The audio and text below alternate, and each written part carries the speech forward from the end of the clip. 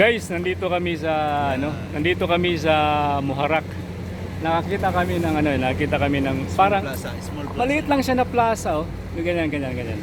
Ganyan. Hanggang dito, parang ganoon lang. At actually, maraming lugar dito sa Muharraq. Sa buong Bahrain, marami akong nakikita na ganitong klase. Ganitong klaseng parang maliliit lang na park. May nakita kasi kaming titinda rin ng shawarma dito sa gilid, yan. Yan lang shawarma. So, tapos dito to sa tabi. Kaya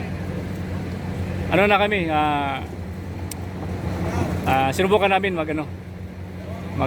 upo-upo lang dito, tapos tingnan natin kung masarap ba yung shawarma nila dito. Ikaw, anong masabi mo dito sa kung parang park nila, parang plaza nila? Maganda, maliwalas. Tsaka, Maganda lang. Ay, salamat. you. Thank you. Maliwalas, tsaka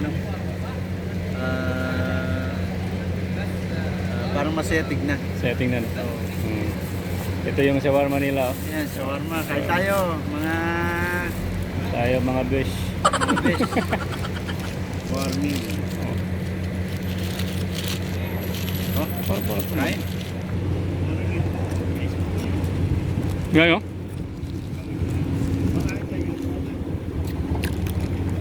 ito yung nila.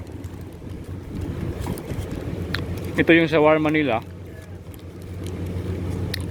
So, wala na yung low carb ko, pero masasabi ko ring low carb dahil kung sasabihin natin isang araw ito lang kakainin ko, so low carb na rin to. Pero hindi ko alam kung ilan ang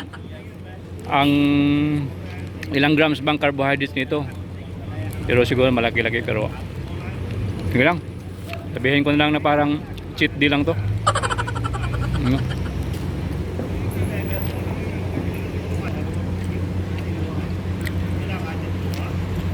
Pero ma-recommenda mo ba tong shawarma nito sa ibang mga kababayan natin? Pwede. Ako nagustuhan ko kasi itong lugar nila, oh.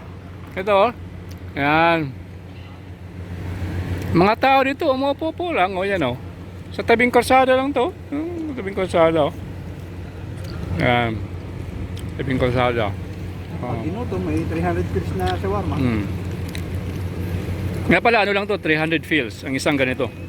300 fils.